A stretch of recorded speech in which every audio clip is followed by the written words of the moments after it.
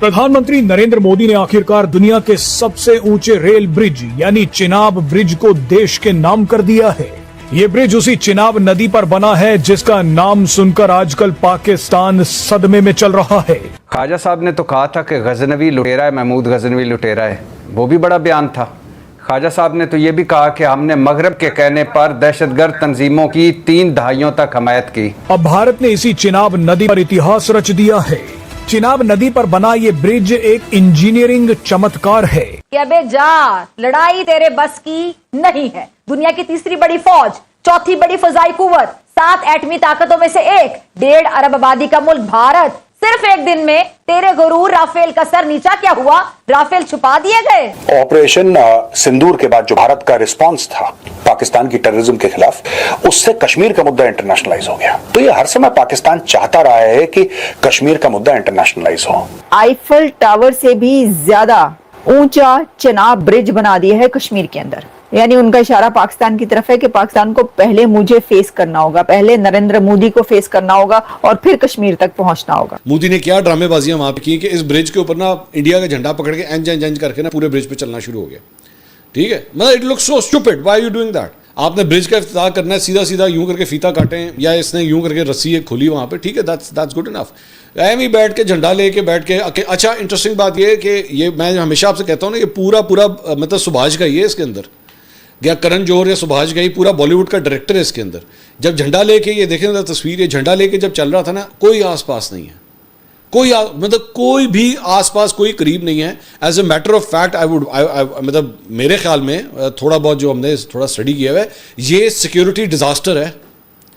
ये किस तरह सिक्योरिटी डिजास्टर है? क्योंकि प्राइम मिनिस्टर्स जो होते हैं वो इस तरह खुलेआम नहीं चल सकते। आपको दूर से कोई स्नाइपर शॉट भी लिया जा सकता है आपका, लेकिन उसको इस बात की परवाह नहीं हो, कहता भाजी मेरी मूवी कल्ली बनी चाहिए, मेरे आसपास कोई ना आए, मैं जो ना वो क्राउड के साथ मैं नहीं, मैं अकेला झंडा पकड़ूंगा, मैं अकेला घूमूंगा। इंज लगता है तो ओलंपिक के गोल्ड मेडल जीते हैं और बेवकूफ़ों की तरह ब्रिज के ऊपर जो है वो झंडा लेके चलना शुरू हो गया। अच्छा, वो उसके ऊपर जाहिर बात है बीजेपी वाले या इंडियन मीडिया जो है वाह वाह वाह वाह बहुत कमाल कर दिया। वो अजीब रंगबाजियाँ, अजीब ड्रामेबाजियाँ, बेसिकली जो कश्मीरी हैं उनको राम करने की कोशिश की जा रही है ये इस किस्म की हरकतें करके। और अभी तक ये जो है कश्मीर के हवाले से वहाँ पे जहाँ पे ये वाक़या पेश आया पहलगाम का, वहाँ नहीं गया ये नरेंद्र मोदी ने अभी तक वहाँ पे लैंड नहीं किया। ये लोग इसको कहते रहे कि पहलगाम का दहशतगर्दी का वाक़या है, ये तुम जा क्यों नहीं रहे वहाँ पे? तुम्हें वहाँ पे जाना चाहिए, पहलगाम के आसपास जो एरियाज़ हैं वहाँ के लोगों के साथ जाके मिलना चाहिए। वहाँ पे दहशतगर्दी का वाक़या वहाँ पे नहीं गया है। जहाँ पे फोटो ऑप्स की एक सिचुएशन बनी है कि जी ब्रिज का इफ्तिताह करना है, वहाँ पे फीता काटने के लिए जो है पहुँच गया। तो ये इसकी रंगबाजी है। हमने कहा सोचा ये भी आपको ज़रा दिखाएं। मैडम शेख, सबसे पहले तो आपको सलाम है। आपने इंट्रो में कहा कि ख्वाजा साहब ने बहुत बड़ा बयान दिया है। ख्वाजा साहब ये जो बात कर रहे हैं, ख्वाजा साहब ने ये बयान क्यों दिया है? मैडम शेख, ख्वाजा साहब ने तो कहा था कि गजनवी लुटेरा है, महमूद गजनवी लुटेरा है, वो भी बड़ा बयान था। ख्वाजा साहब ने तो ये भी कहा कि हमने मगरब के कहने पर दहशतगर्द तंजीमों की 3 दहाइयों तक हमायत की, ये भी बड़ा बयान है। ख्वाजा साहब ने तो कहा कि उनसे पूछा गया कि कहाँ गिरे हैं जी आप भारत के तैयारे, क्या सबूत है आपके पास? उन्होंने कहा सोशल मीडिया पर मौजूद है, ये भी बड़ा बयान है। ख्वाजा साहब जैसे के होते हुए हमें और क्या ज़रूरत है किसी दुश्मन की या किसी अपने मुखालिफ की? यानी क्या इसका क्या मतलब है इस बयान का? ना ऐसा बयान है कि इस पर सवाल रखा जाता, ना ये ऐसा बयान है कि इसे सीरियस लिया जाए, ना इसकी कोई बयान की अहमियत है। और फिर तब जब दफ्तर खारजा इसकी खुद एक तरह से तरदीद कर चुका है तो फिर इस पर सवाल रखना। ना ये ख्वाजा साहब का मैंडेट है, ना ये ख्वाजा साहब को किसी ने कहा है कि आप अनाउंस करें। और एक गैर जिम्मेदाराना, बिला जवाज, बेतुक्का बयान और वक्त का ज़िया। और इससे होगा क्या? इससे होगा क्या? भारत को एक उड़ता बटेर हाथ में आ जाएगा कि देखें पाकिस्तान में क्या सोच पाई जाती है।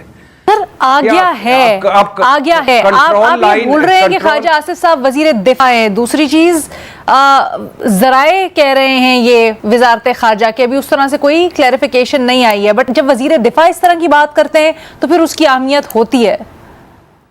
कोई अहमियत नहीं होती। सर जब वो आप ख्वाजा साहब को आपको देखते वो हैं आपने अभी और सुनाई जब बेनजीर ख्वाजा साहब की के बयानात को बेनजीर देखते के हैं। अल्फाज में भाई कि मेरे- इंडिया किस तरह से इसके ऊपर भाई वेला कर रहा है। अपनी राय का बेनजीर अपनी सर मैं आपकी राय को निगेट नहीं कर रही हूँ, मैं सिर्फ आपको ये बता रही हूँ कि इसको ब्रश ऑफ इस तरह से किया जा सकता है जिस तरह से आप कर रहे हैं। जी जी किया जा सकता है, मैं ठीक है। कर सकता हूँ ना भाई। ओके। आप इंडिया क्या कर रहा है? इंडिया यही तो कर रहा है। नहीं इंडिया इंडिया ने तो वावेला वो तो कह रहा है बड़ा अहम बयान है।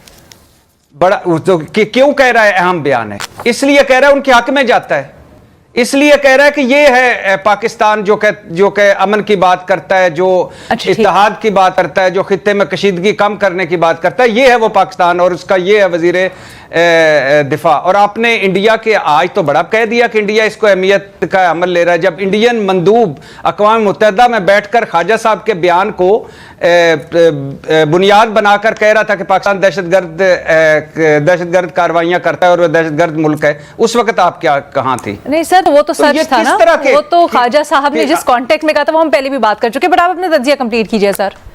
जी कोई सच नहीं था, सच इस तरह नहीं सर, था तारीखी जिस तरह पस सच मंजर में बयान कह रहे किया थे जाता है। ख्वाजा मैं भी आसिफ साहब। कमेंट करना चाहूंगा बाद में। जरूर।